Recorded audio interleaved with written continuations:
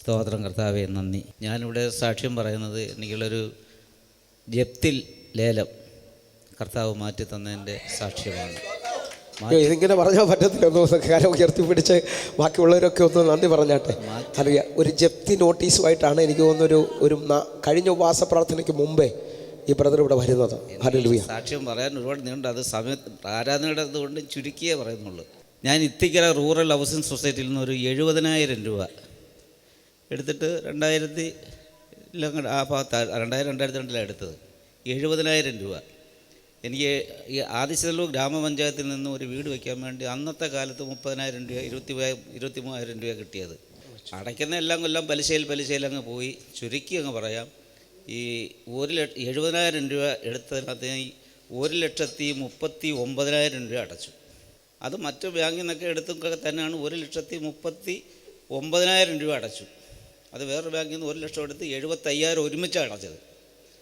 വീണ്ടും കിടക്കുന്ന 1,65,000 രൂപ പലിശ. അങ്ങനെ പലിശ കൂടി 2,000, 3,000 രൂപ ലക്ഷത്തിലൊക്കെ അടുത്തായി. അപ്പോൾ ഇതിനിടയ്ക്കൊക്കെ വില്ലേജ് ഓഫീസിൽ നിന്നൊക്കെ ആൾ വരുന്ന നോട്ടീസ് വരുന്ന അതൊക്കെ പതിക്കുന്നുണ്ട്. അപ്പോൾ ഈ അടുത്ത സമയത്ത് വില്ലേജ് ഓഫീസിൽ നിന്ന് പേപ്പർ വന്നു, 1 മാസത്തിന് തന്നതിൻ്റെ അടിസ്ഥാനത്തിൽ 1 മാസത്തിനകത്ത് പൈസ അടച്ചില്ലെങ്കിൽ പിറ്റേ 1-ാം തീയതി ആദിച്ചതുള്ള വില്ലേജ് ഓഫീസിൽ വെച്ച് പരസ്യമായി ലേലം ചെയ്യുമെന്ന് പറഞ്ഞു. ഞാൻ കുലുങ്ങാനൊന്നും പോയില്ല. എൻ്റെ കർത്താവിൻ്റെ ആ ധൈര്യം എനിക്കുണ്ട്, ആ ബലം അതിൽ വിശ്വസിച്ചുകൊണ്ടുള്ള. അപ്പോൾ നിങ്ങളുടെ ഹസ്ബൻഡാണ് വലിയ കുഴപ്പം, അദ്ദേഹം ഹൈക്കോടതിയിൽ വിധി പറഞ്ഞിട്ട് അടയ്ക്കൂ എന്നൊക്കെ പറഞ്ഞു. ഞാനിവിടെ വന്ന് പാസ്റ്ററെ കൊടുത്ത് ആ നോട്ടീസ് കൊടുത്ത് പാസ്റ്ററിനോട് പ്രാർത്ഥിച്ചു, പേടിക്കൊന്നും വേണ്ട, ധൈര്യമായിട്ടിരിക്കും, ഒന്നുകൊണ്ട് ബുദ്ധിമുട്ടത്തില്ലെന്ന് പറഞ്ഞു.